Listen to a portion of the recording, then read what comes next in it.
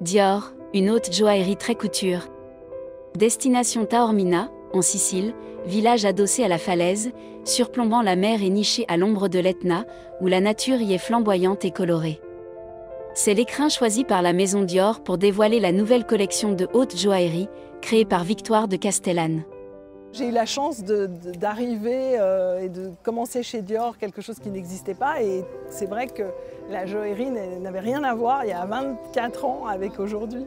Moi, j'étais très décomplexée avec la joaillerie et je me disais, c'est pas parce que c'est du vrai que ça doit vous faire prendre 20 ans dans la figure. Et puis je trouvais que c'est pas parce que c'est du vrai que ça doit être ennuyeux.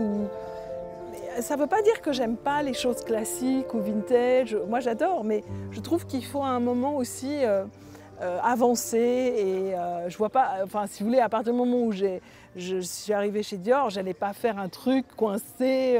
Il y a une maison aussi de couture, donc c'est un univers qui se... vous voyez, je trouve que c'est le plus précieux des accessoires aussi. Donc voilà, c'était comme une évidence. Directrice artistique de ce département depuis plus de 20 ans, Victoire de Castellane injecte une créativité débridée et colorée, loin des codes esthétiques de la place Vendôme. J'adore travailler les couleurs et je trouve que c'est toujours très important qu'on trouve l'équilibre entre les couleurs. Et ça j'adore faire ça parce que je me dis, je veux jamais que les couleurs soient tuées entre elles. Donc c'est toujours le défi aussi de voir comment les couleurs luttent ensemble et chacune a son pouvoir. J'aime bien en fait l'équilibre dans le chaos. J'adore les camailleux, les dégradés ou alors les taches de couleurs qui diffusent. Donc franchement c'est vraiment à chaque fois un jeu avec les couleurs pour jamais me lasser non plus de ce que je fais. Ça c'est important. Pour cette nouvelle collection, Victoire s'inspire des imprimés, un thème cher à la couture. J'adore jouer avec les identités de Dior et comme l'identité de la couture est quelque chose d'important dans les histoires que je fais pour Dior, je me suis dit tiens, j'ai jamais fait d'imprimé en joaillerie et j'aimais cette idée tout d'un coup de partir d'imprimer comme ça, inventer en me disant tiens, les classiques c'est quoi? Des fleurs, des rayures, des carreaux, des pois, voilà. Et je me suis dit tiens, on va les faire en joaillerie comme si on avait imprimé un ruban. Et j'ai aussi demandé à ce que les ateliers sertissent de façon différente.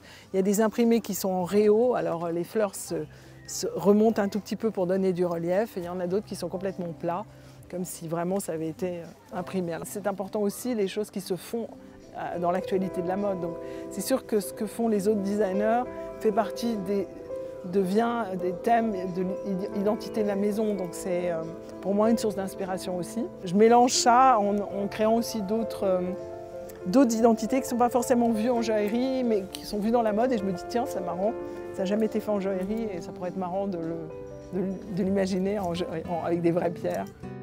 200 clientes internationales ont fait le déplacement pour assister à un défilé de 137 pièces, associées à des robes haute couture spécialement conçues par Maria Grazia Chiuri.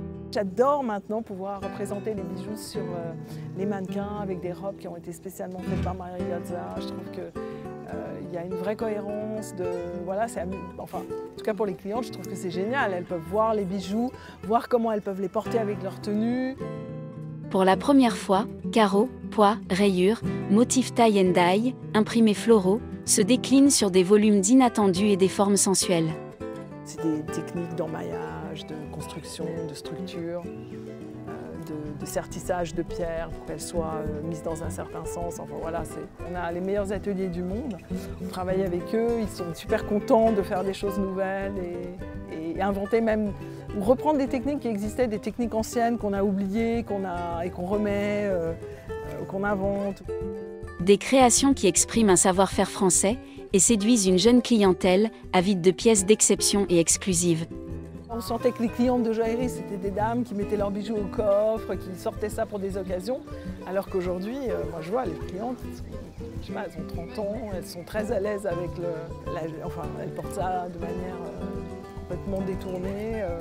Même les hommes, hein. Moi plus de gens portent des bijoux, plus je suis contente, je trouve ça merveilleux de porter, c'est des tatouages précieux.